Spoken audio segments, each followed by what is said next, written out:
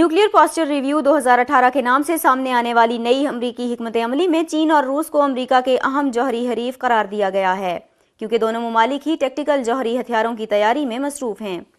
امریکی حکام کے مطابق مذکورہ حکمت عملی تمام ریاستی اور غیر ریاستی عناصر کو خبردار کرتی ہے کہ اگر جوہری ہتھیار دہشت گردوں کی دسترس میں پہنچ گئے تو واشنگٹن اس کے احتساب کا ذمہ دار ہوگا۔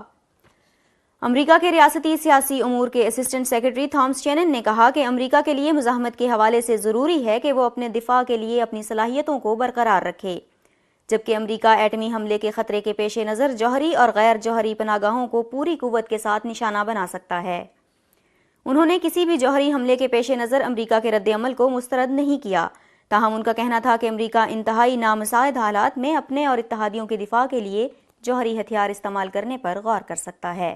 تھامس شینن کے دفتر سے جاری بیان میں کہا گیا ہے کہ امریکہ کے صدر ڈونلڈ ٹرمپ کا کہنا تھا کہ نئی حکمت عملی میں ذمہ داری لی گئی ہے کہ کسی بھی جوہری دہشت گردی کے بارے میں معلوم کرنے کے لیے، اس سے بچنے کے لیے اور جوابی کارروائی کرنے کے لیے کوششوں کو مزید بہتر کیا جائے گا۔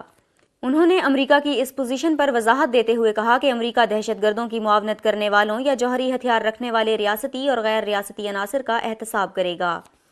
خیال رہے کہ تھامس شینن امریکہ کے ان چند اعلیٰ حکام میں سے ایک ہیں جنہوں نے اس پالیسی کے بارے میں میڈیا کو آگاہ کیا، جبکہ جوہری دہشت گردی کو امریکہ کے لیے بڑا خطرہ قرار دیا۔ ان کا کہنا تھا کہ غیر ریاستی عناصر جوہری ہتھیاروں تک پہنچنے کا خطرہ ہمارے دماغ میں موجود ہے،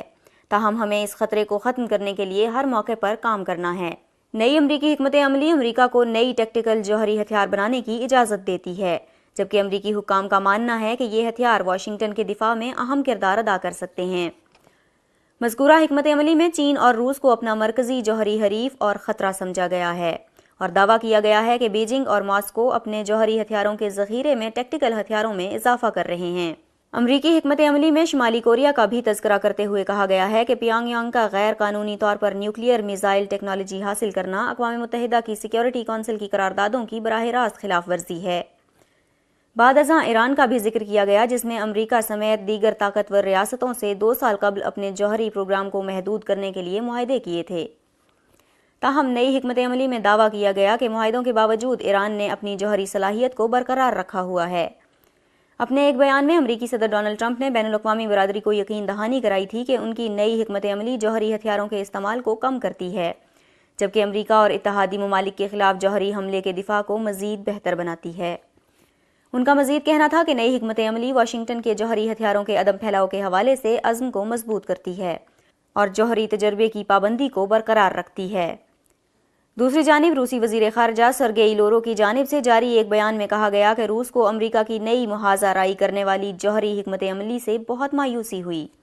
ان کا مزید کہنا تھا کہ پالیسی کو پڑھنے کی ابتدا میں ہی روس مخالف محاذ آرا کردار ابھر کر سامنے آتا ہے۔